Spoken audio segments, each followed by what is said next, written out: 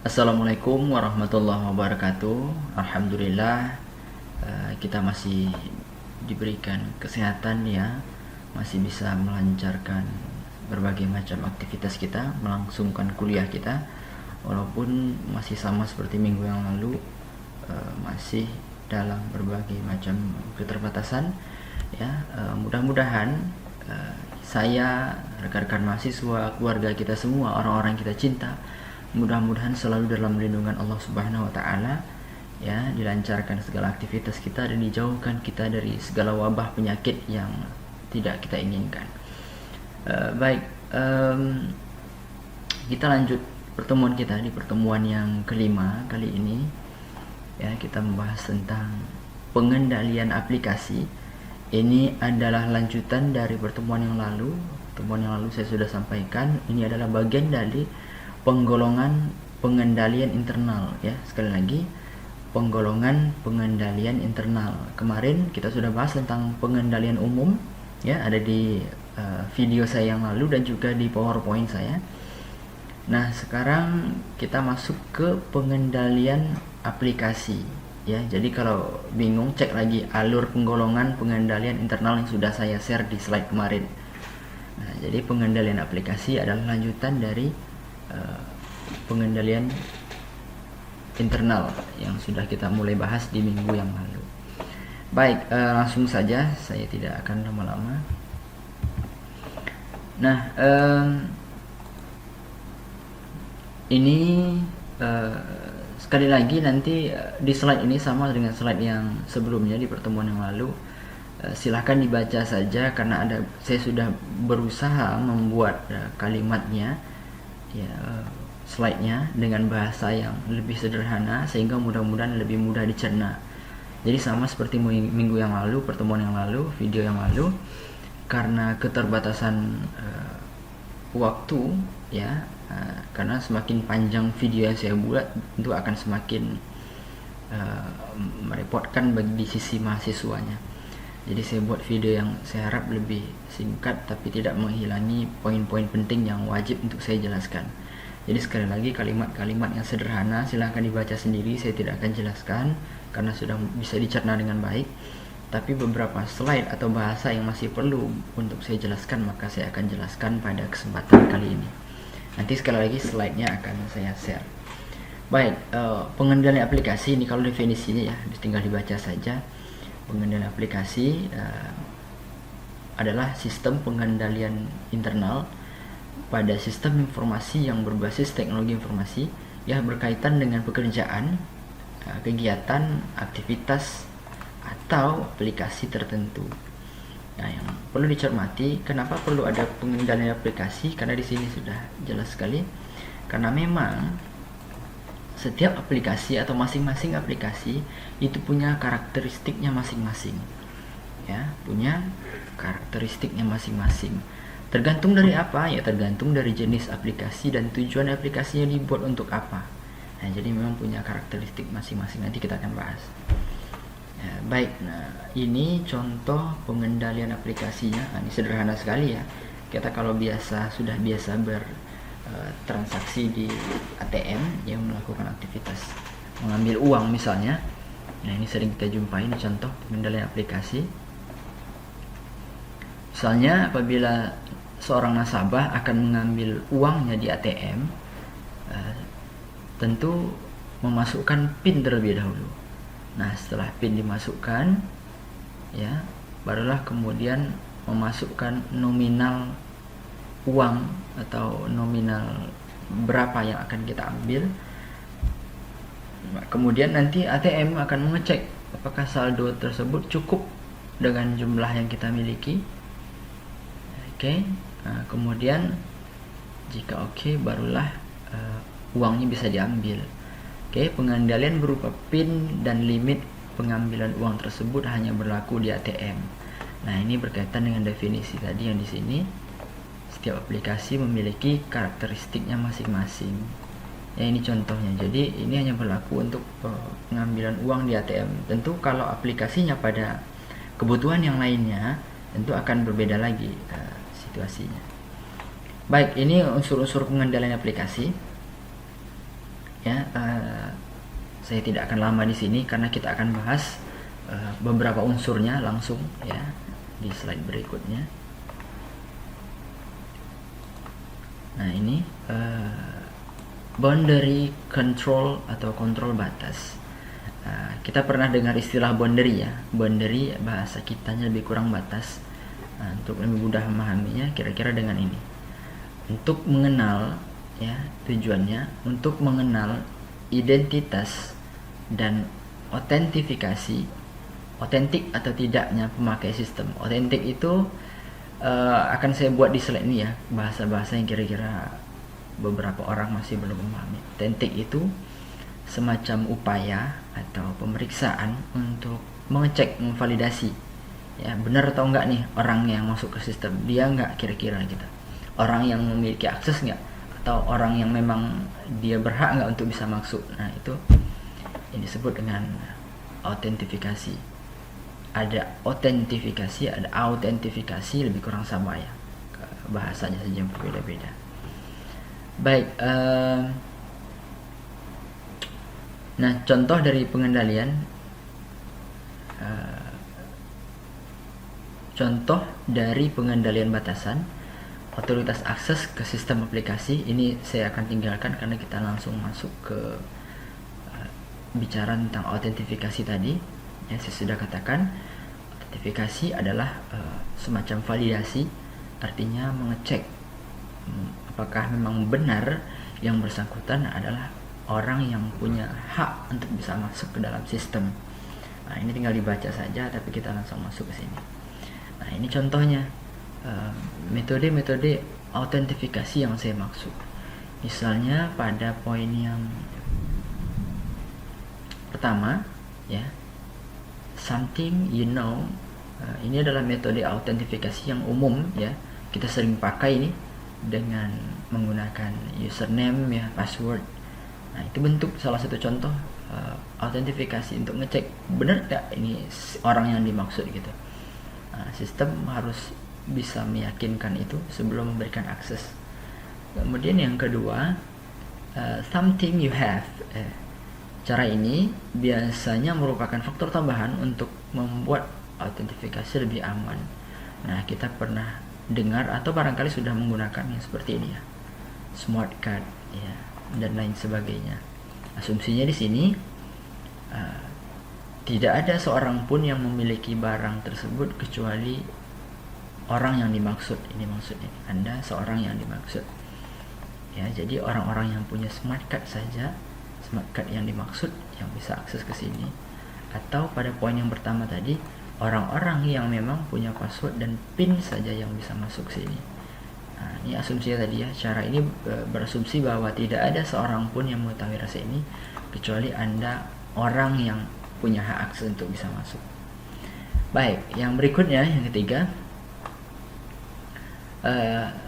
something you are. Ini adalah metode yang paling jarang dipakai karena faktor teknologi. Nah, ini kita sudah temukan sebetulnya, sudah diterapkan di beberapa instansi ya, kantor pemerintah maupun swasta. Ini biasanya kantor-kantor yang tingkat keamanannya lebih tinggi ya, atau sebuah perangkat yang memang membutuhkan fasilitas autentifikasinya lebih baik. Nah, ini bisa kita lihat penggunaan sidik jari ya, juga suara ya, kemudian retina mata. Nah, cara ini diasumsikan bahwa bagian tubuh seseorang ya, seperti sidik jari, itu tidak akan pernah sama. Nah, itu bisa jadi salah satu cara untuk validasi atau autentifikasi tadi. Kemudian something you do melibatkan bahwa setiap user dalam melakukan sesuatu caranya berbeda. Nah, dalam hal ini misalnya voice recognition ya, analisis suara. Oke, kita lanjut ke slide berikutnya. Oke, pengendalian masukan. Pengendalian masukan ini silahkan dibaca saja ya. Saya tidak akan lama-lama di sini karena ini mudah kalimat untuk dipahami, dicerna. Sekali lagi nanti kalau tidak paham silahkan tanyakan kepada saya secara pribadi lewat akun-akun Messenger atau email atau WhatsApp. Insya Allah saya akan jawab. Baik, saya akan langsung ke sini. Batch system dan online transaction processing system. Kita mulai ke yang pertama. Baik, batch system, delay processing system. Apa delay? Delay kalau kita cari di kamus lebih kurang penundaan atau sesuatu yang tertunda atau ditunda. Nah, jadi ini kata kuncinya untuk memahami batch system. Ingatlah bahwa di sini ada sesuatu yang tertunda. Nah, misalnya contohnya di sini. Ini aktivitas yang memang tidak akan langsung ditemukan hasilnya, tapi butuh waktu. Ya, ada beberapa tahapan di sini yang membutuhkan waktu lebih lama. Itu disebut dengan penundaan. Nah, misalnya formulir sensus atau kartu pencoblosan pemilihan ketua umum. Ya, atau misalnya kita pada sheet jawaban untuk soal, ya, jawaban dari soal ujian calon mahasiswa dan lain sebagainya. Contoh formulir ini, kartu pencoblosan itu kan biasanya dibundel atau dimasukkan ke dalam media tertentu, dilakukan tahapan tertentu ya, lebih lama. Nah, ini yang dimaksud. Jadi ada, dan memang pasti pengolahan datanya akan tertunda karena tahapannya tadi, ya. Nah, ini yang dimaksud dengan batch system. Dalam bahasa yang sederhana untuk mudah dicerna, batch system itu berarti prosesnya tertunda, jadi tidak akan langsung. Nah, itu dia. Nah, kebalikannya dengan batch, ada online transaction processing system. Nah, pada online transaction processing system pada umumnya bersifat real time. Real time apa kalau bahasa kitanya kira-kira? Ya, real time sesuatu yang real, yang langsung tampak hasilnya saat ini, langsung bisa dirasakan real. Nah, itu real time. Baik, cara pemrosesan data input yang lain yang lebih lazim pada istilah ini adalah online transaction processing system. Pada sistem tersebut data dimasukkan di entry, ini dibaca aja ya, saya kira mudah untuk dipahami. Meskipun online bisa saja dengan memakai pola batch. Nah, ini misalnya saya ambil contoh. Misalnya online transaction processing system ini seperti kita chatting, ya. Chatting itu kan real time, ya. Jadi kalau saya chat sekarang akan terkirim langsung, bisa dibaca langsung. Tapi bisa menjadi batch, ya. Ini dia. Meskipun online bisa saja memakai pola batch. Kenapa bisa menjadi batch? Batch tadi apa? Penundaan. Oke. Kenapa yang real time bisa kemudian dikatakan polanya pola penundaan, tertunda tadi, delay tadi? Misalnya tadi saya pada saat chatting saya sudah kirim jawabannya, saya sudah enter, sudah terkirim tuh ke Anda. Tapi kemudian Anda tidak langsung membacanya, tidak langsung di-read. Otomatis ada yang tertunda kan di situ. Nah, itu dia yang dimaksud dengan kalimat ini. Meskipun online, tapi bisa saja ada pola batch di sana. Nah, jadi sekali lagi mudah untuk membedakan keduanya. Batch itu sesuatu yang tertunda, ya, delay, tidak langsung. Nah, ini contohnya tadi, butuh waktu yang lebih lama, butuh tahapan yang lama, ya. Sedangkan online ada sesuatu yang real time. Real time langsung saat ini juga. Nah, seperti itu. Baik, kita lanjut. Nah, ini silahkan dibaca saja, saya kira mudah untuk dicerna, ya. Pengendalian keluaran, nanti kalau tidak paham tanyakan saja. Barangkali saya fokus langsung ke bahasa-bahasa yang sulit untuk dicerna, seperti rekonsiliasi, ya. Rekonsiliasi itu semacam upaya untuk pemulihan, mengembalikan semua seperti semula atau mencocokkan prosesnya mirip tidak dengan bagaimana di awalnya. Nah, ini dia. Rekonsiliasi keluaran dilakukan dengan cara membandingkan hasil luaran dari sistem dengan dokumen asal. Jadi sekali lagi rekonsiliasi itu dicek yang ada saat ini sesuai nggak dengan yang sebelumnya. Nah, itu dia, ya. Kalau dicari di kamus, rekonsiliasi itu semacam upaya untuk memulihkan semuanya seperti keadaan awal, kira-kira itu lebih kurang. Baik, ini silahkan dibaca saja, ya.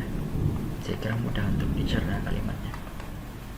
Nah, Kemudian sifat-sifat pengendalian internal, pertama ada preventive control, ya. Ada 3 di sini: preventive, detection, corrective. Kita langsung ke preventive control, yaitu pengendalian internal yang dirancang dan dimaksud untuk mengurangi atau mencegah. Nah, ini dia. Jadi nanti kalau misalnya sulit untuk memahami kata preventif, ingat saja yang menjadi kata kuncinya, ya. Preventif itu lebih kurang semacam pencegahan, ya. Jadi pada poin ini, ya, dilakukan langkah-langkah pencegahan, ya. Untuk mencegah apa ini tadi? Mencegah jangan sampai terjadi kesalahan, kekeliruan, kelalaian, human error, dan seterusnya. Baik, kemudian detection control untuk mengendalikan yang didesain dengan tujuan agar apabila data direkam, mendeteksi, ya, mendeteksi apabila ada kemungkinan kesalahan. Sedangkan ini corrective control.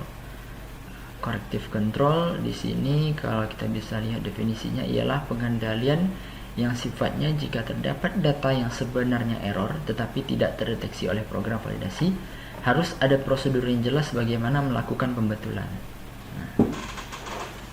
Jadi boleh jadi ada sesuatu yang tidak mampu dideteksi oleh program. Nah, ini dia, harus ada prosedur. Apa setelah itu bagaimana? Nah, itu dia. Saya kira dari slide ini sekali lagi mudah untuk dicerna, mudah untuk dipahami. Tapi andai juga memang belum paham, ya, belum memahami maksudnya, sekali lagi ayo kita bangun komunikasi. Jadi jangan ragu-ragu, tetap bangun komunikasi dengan saya. Bisa via WA yang paling mudah, lewat Messenger, email, dan berbagai media lainnya. Silahkan. Jadi jangan sampai nanti kemudian ini menjadi alasan untuk mengatakan tidak paham, ya, tidak mengerti, dan lain sebagainya. Baik, sebagai penutup, pesan saya tidak tahu kondisi ini, ya, wabah corona ini, COVID-19 ini sampai mana, tapi nampaknya akan masih panjang, ya. Kita tentu menunggu, melihat perkembangannya, dan semua berupaya, pemerintah berusaha, semua elemen berusaha, dan kita juga harus berusaha. Makanya saya pesankan dalam kesempatan kali ini, mohon dicermati, kita harus ikut berusaha, ya, berupaya untuk menghentikan wabah ini. Jadi saya sampaikan, mahasiswa yang saya dapati misalnya nongkrong di warung-warung, saya dapati nongkrong di kafe-kafe, ya, di mall, atau di tempat-tempat, ya, melakukan aktivitas yang tidak ada gunanya untuk saat ini, saya akan berikan nilai yang E.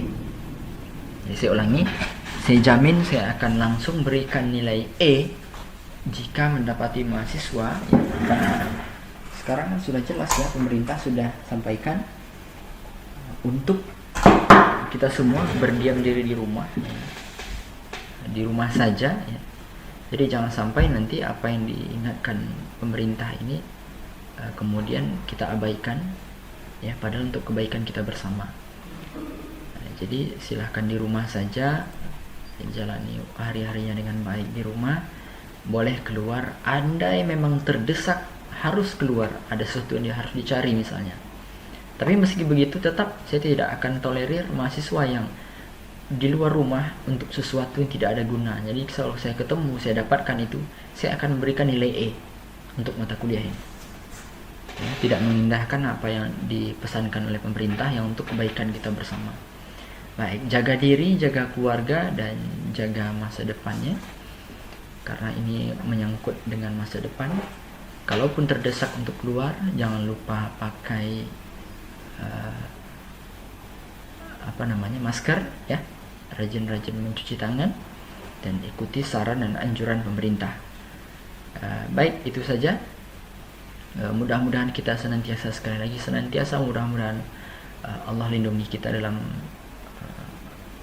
hidup dan kehidupan kita, baik kita, keluarga kita, orang-orang kita cintai, mudah-mudahan senantiasa dilindungi Allah dari wabah ini, dan mudah-mudahan wabah ini juga cepat berakhirnya. Terima kasih. Saya tutup dengan Assalamualaikum warahmatullahi wabarakatuh.